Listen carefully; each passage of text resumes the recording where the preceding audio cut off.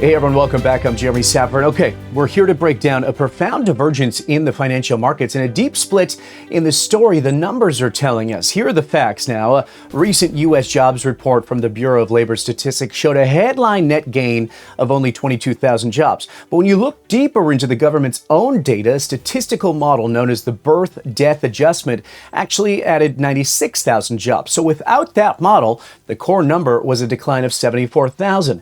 Now that is the economic picture, one that points to contraction, not growth, and the bond market is reacting in kind. We've seen a clear flight to safety with the 10-year Treasury yield falling sharply. And then, of course, there's the clear message from the hard asset. Spot gold has shown significant strength. It just touched at the time of taping this morning on the spot side, $3,600. It's wild times on that chart. And December COMEX silver futures have reached a 14-year high of over $42 an ounce. And I should mention that Bitcoin is down on this latest economic news.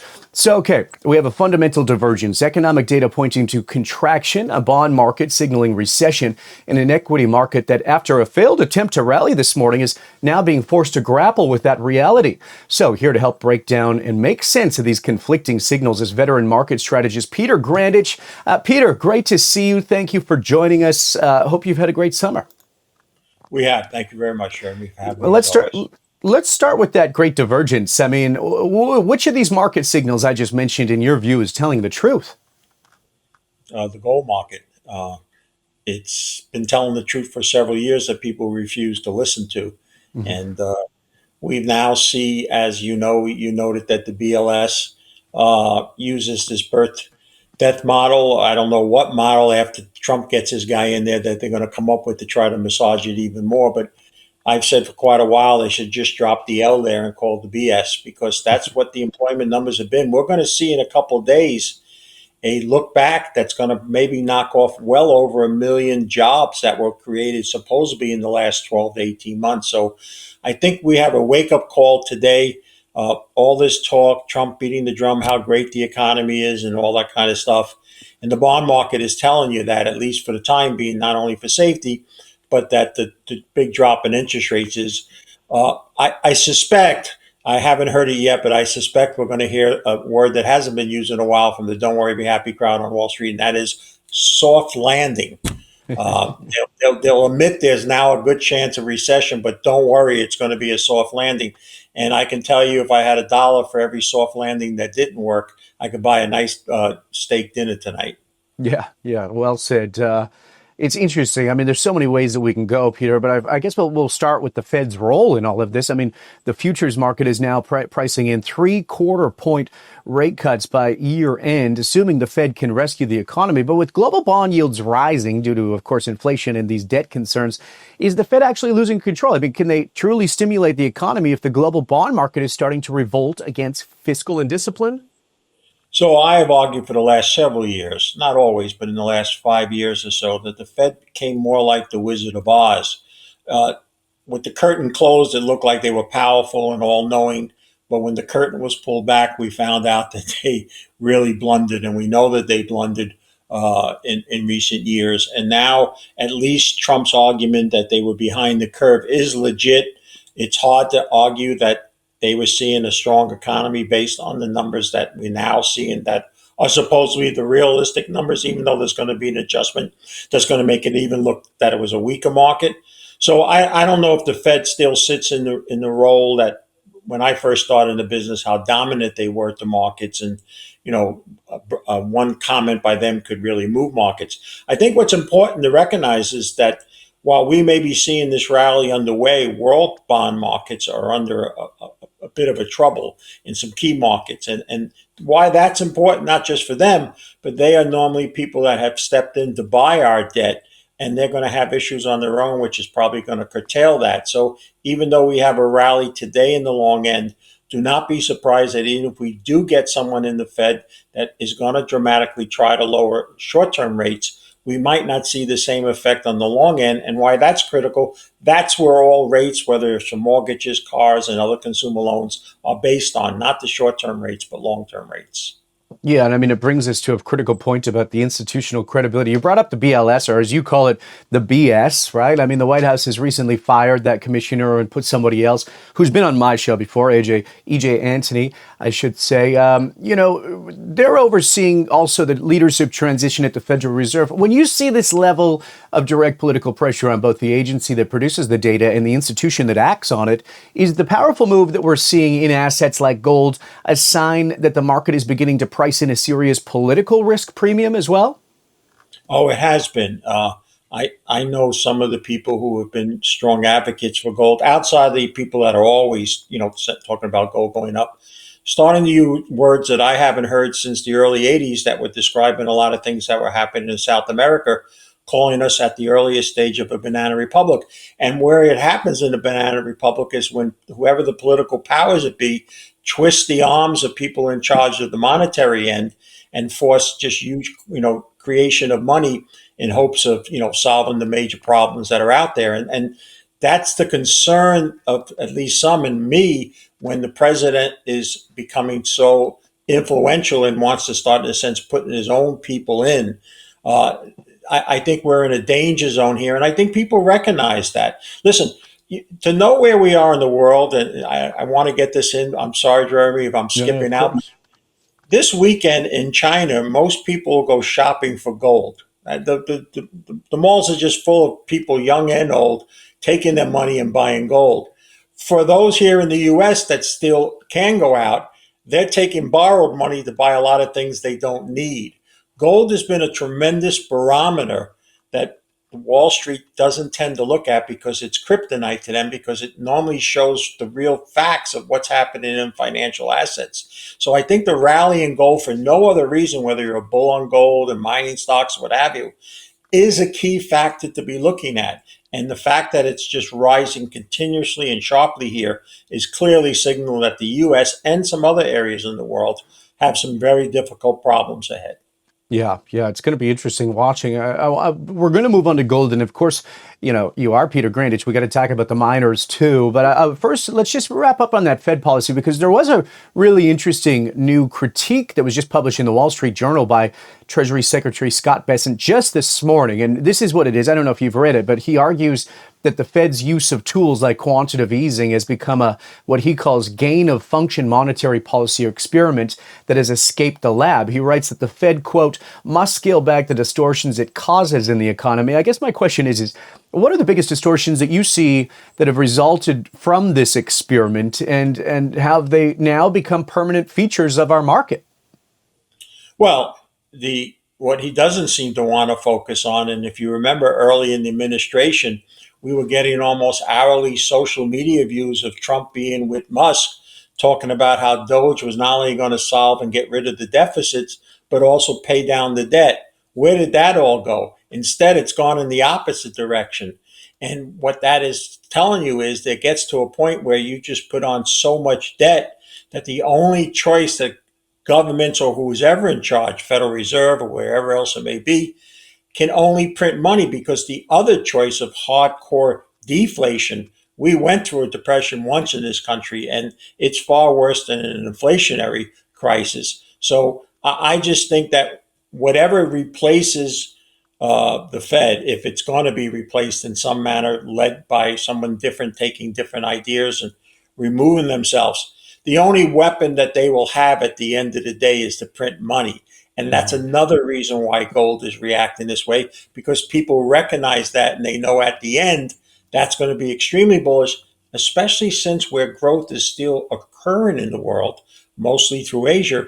Those folks, many of them are joining groups, particularly the BRICS, in order not to be involved with the United States or its currency. So this is also the terminal stage for the US dollar that has been talked about for decades, and people talked about it. We're in that now, and you will see whoever does become in charge, whether he's just or she is a figurehead for Trump or an independent person, that they're going to just cheapen the dollar and print money. And that is only bullish for gold.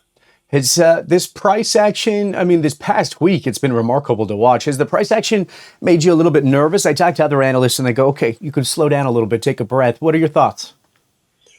Well, Here's the story I give you that, Jeremy, and it's worth the time to tell it. So when I entered in the dinosaur age in the early 1980s, when almost two-thirds of current financial advisors weren't even born or were in diapers, we had a person come out and say that the Dow was going to go to 3,600, and no one knew who he was at the time. His name was Robert Prechter Jr. He had a thing called the Elliott wave theory, and why he was viewed so crazy at the time was for 13 years the Dow before that had just traded between 700 and 1,000. In fact, a very famous magazine ran a front page cover of the Business Week called "Equities Are Dead." So people scoffed and laughed and said, "Listen, this 3,600, we can't get to 30. We can't even get above 1,000." Well, we all know it went a lot further over the years, past 36. That same mode is steel and gold for so many years, trading in a range. Okay, now finally went through 2,000, a number we talked about. 5,000 and 10,000 can happen. It's too much, and especially in the time frame some people are talking about.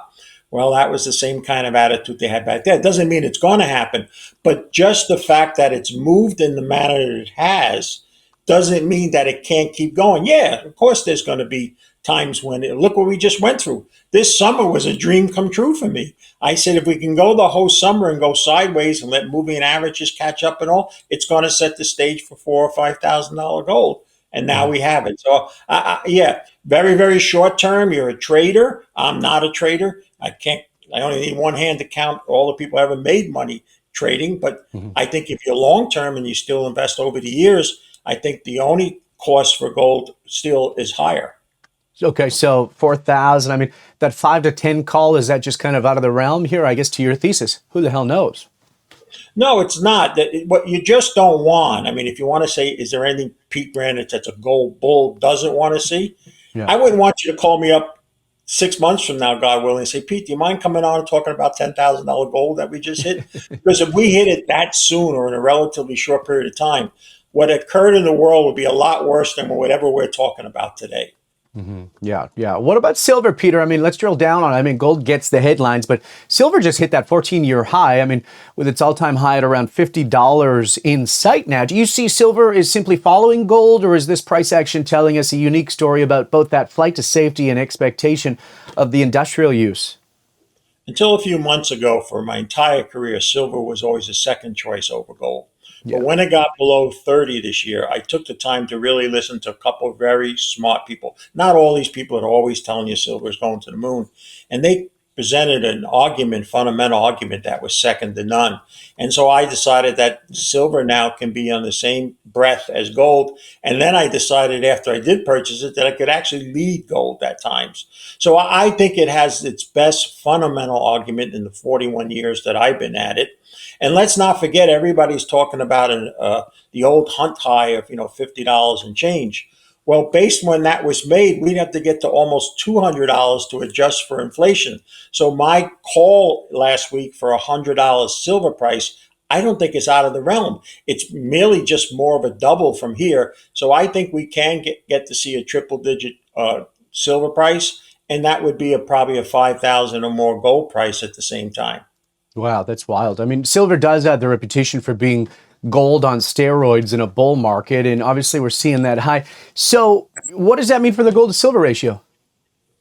Well, I never got caught up in that, even since I Yeah. turned bullish on it, because it just changes. There's no calling for that. Clearly, when something had that big of a discrepancy, the mean reverse should happen. But I just think they're right now that what they're going to run 1, 2, and maybe sometimes one will be in front of another, but they're both going to work their way higher. Yeah. Let's switch over to miners, and obviously that brings us to silver miners first, which often even, offer more leverage. It's a notoriously volatile sector, and you can see these explosive moves as we have, but let's bring it back, Peter. I mean, for investors looking at this space, how should they think about silver miners right now? Is there, is there a better risk reward proposition than gold miners, or is their industrial component kind of an added risk in a slowing economy? They would probably be among my second or third choices. One thing you have to think about when people think of silver mining, for a lot of years, silver was basically a byproduct to the mining industry. There wasn't a lot of emphasis, it was low price compared to the other metals. but because it looks like it's distinguished and it's building a very good fundamental argument of its own, some people may just want to seek people that can just get them the silver. We know China is doing that. Mhm. So the bottom line is they are worth to look at. But I think the most ideal metal combination right now is gold copper. In fact, some of the biggest names in the mining business, with Barrick being the most vocal about it, are talking about how more and more of their focus is coming on potential mines that have copper and gold. And the reason that is, gold has become such a strong monetary price, it can help fund the higher cost that a mine like copper is to develop. So I would look first with gold and copper, then gold on its own, and maybe silver right behind it. Those are the leading metals. Now, of course, if you want to get into critical mineral arguments and talk about metals that I can't even spell, let alone pronounce, there's going to be a great need for them. But my focus mainly is in the gold, silver, and copper markets. Yeah, interesting. I mean, watching the entire mining sector right now is pretty interesting. It seems like it's the end of complacency. I'm a little bit curious. I mean, the sector is seeing many false dawns, right? I mean, what specific structural changes are you seeing in the industry? A lack of new discoveries, a coming M&A cycle, maybe a shift in capital flows that makes you kind of believe that this time is real. It's going to be one of these sustainable bull markets. Well, the first is that the majors are in much better capital shape than they've ever been. Yeah. By now, in past rises, they'd already be getting leverage to the hill, borrowing all sorts of money to make major acquisitions. And instead, because of record cash flow, because of how well the price has gone up and costs have not followed, these record free cash flows have allowed them to prestigiously make their balance sheet so much more stronger and I think longer lasting. They haven't even begun in a big way to use it as a currency to go out and get new resources. Yes, they've reached sideways to some and then reaching down to the emerging producers, but they haven't at all really gone after the junior market to get their organic growth and look at what they may be able to get 5 or 10 years from now. So I think that they're in much better shape. The world has also shrunk for them. There's a Yeah. lot of places they won't go to now that they would have went because of social political. Look what's happening in West Africa, countries taking over mines and so forth. And then the third, because there hasn't been a lot of money flowing into the industry, there's a lot of money that needs to be created for them to go out and say, listen, we're going to take the risk to build copper mines because copper is so much needed now, et cetera, et cetera. And yet, almost everyone that I talk to feels that unless it gets substantially above 5, and for a while, they're not going to put billions or tens of billions of dollars to work, especially in areas where they have to be concerned about the viability of their mine and that they'll still be owning it when they wake up the next morning. Yeah, that's an interesting way of looking at it too. I mean, you're talking about obviously the different tiers. I mean, the producers, as you mentioned, are seeing these massive cash flows with the spot gold now approaching $3,600, even more. But the explorers, the juniors, are they still offering pure high beta optionality? I mean, how should an investor think about allocating capital between these tiers? I mean, what signals do you look for that tells you it's time to get aggressive in the high risk exploration, the junior space? Well, if I get any more aggressive in the juniors, that woman sitting in the other room may not have me sitting in the seat for too much longer. So I have backed up the truck, Jeremy, on the Yeah. juniors. I think they are the most attractive they've been in the 40 years that I've been, given the metals, given where we just talked about the needs for metals and so forth and so on.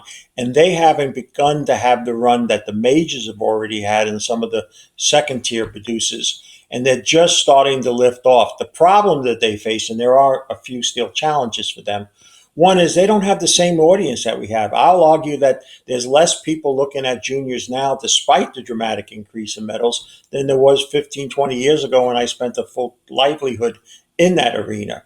Second, it's more challenging for them. We talked about the risk around the world, but it's also here in the United States. Even discount brokers are not allowing their own clients on their own choices to buy junior resource stocks that may have an OT symbol but trade in a Canadian exchange. So it's more challenging for a junior company itself and also getting the recognition. There aren't brokers anymore that build books of business around these things.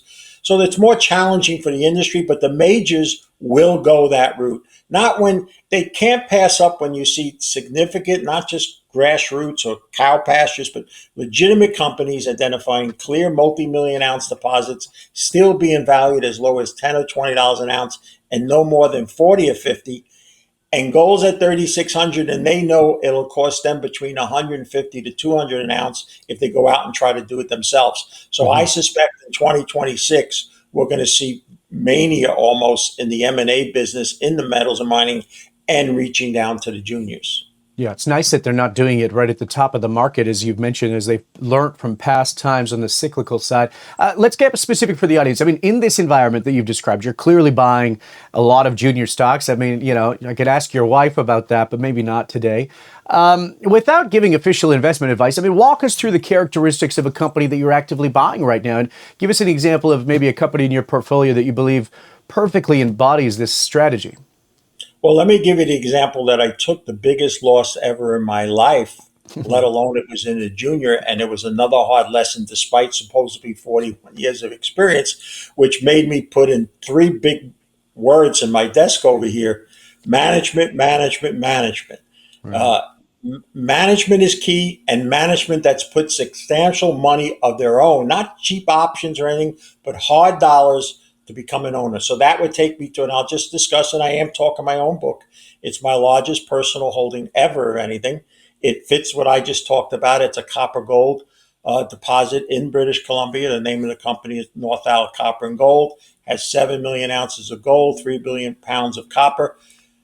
Four cornerstone investors and management own almost half the outstanding shares, all with hard dollars that they pay for, including a CEO that a year ago took a large amount of his own money and exercised call options that weren't even in the money yet, simply because he would only do that unless he thinks it's going to go up a lot. This way, his tax bill will be lower when it comes forward. So management putting their own money, location, and the type of metal they're looking for is the criteria, at least for me. And that keeps me basically restricted to North America. I'm very concerned what's happening in West Africa and other places can happen of countries taking over these mines. So I think where the jurisdiction, and let's face it, you take Quebec, you take Ontario, even British Columbia, some of the best places here in the U.S., Nevada, Arizona.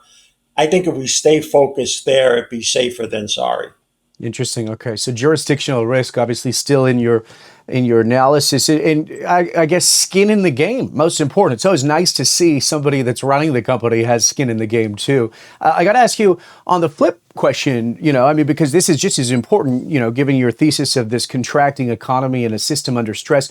What is on your avoid at all costs list? I mean, what are the characteristics of a company or even a sector that you believe is the most vulnerable right now? And you can give us kind of an example or even a well-known stock or an industry where you believe it's the short of the decade. Well, I don't want to say it's short, but I was hoping you wouldn't get to this point so I would have a very happy interview. But I always answer questions. I never duck them. So I am not a big believer in cryptocurrency, particularly Bitcoin. I call it Bitcoin. I do think it's a lot like the dot-com era. There'll be a tremendous shakeout in that industry. There will be survivors. Cryptocurrencies will be used, not to the level that people are talking about. There's now somebody talking about it getting to 10 trillion, and it can't even get above 125,000, and really is traded in a range for the last 3 to 5 years. So I think that's part of a market, and that's part of the reason why I felt that the market could finally have a sharp fall. I began the year thinking the stock market was going to be flat. But a couple of weeks ago, I became greatly more concerned, and I issued a potential stock market crash scenario, but at least a hard fall coming. And part of that reason is, and this is a good example, there's four, but I'll just touch on one of them for you. We had in the dot-com bubble technology hubris. We had a brand new technology. It was wonderful. It was going to change the world. It has. But people became so hubris and thought it could just go on forever. It didn't matter what the values were. Don't even worry about it. Toss it aside. If you can make it .com, you make a killing. And we all know what happened there. Well, that's kind of what happened with cryptocurrency now. The Wall Street has just said it's just going to go to the moon and it's just going to continue to be endless, and you can't, almost in a sense, can't lose.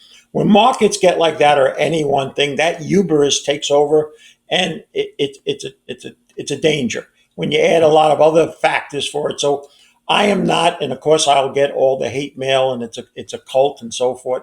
But I would not want to see any client of our planning group, other than a speculation, build any type, start buying it at these levels. Someday they'll be, I think, a lot cheaper. Some will outlast others and stand alone. I don't think Bitcoin is that one, but that's an industry that I don't want to have any part of.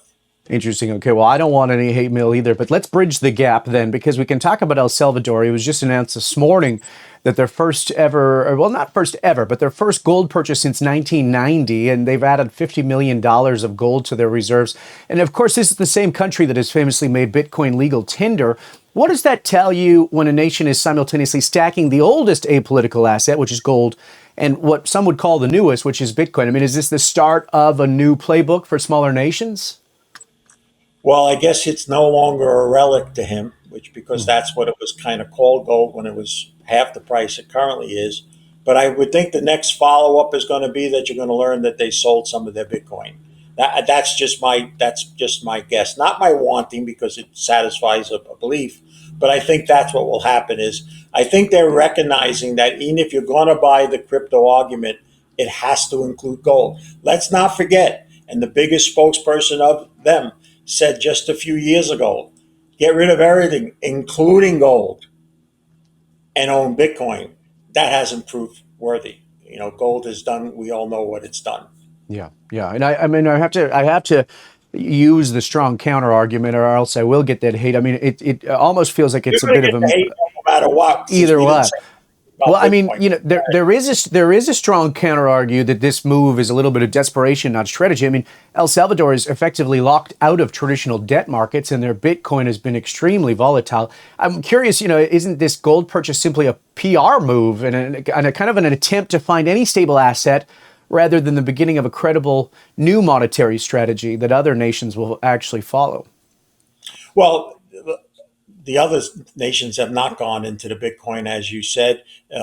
They've gone into gold. That's why gold has got to where it's at, because central banks, basically ones associated with the BRICS movement, are buying huge quantities. So I don't think it's a new thing. I think that there's some realization there, whether it is a political ploy or a recognition. And like I said, I think you'll see a follow up soon that they've sold some of the Bitcoin and they're going to put more of it into gold.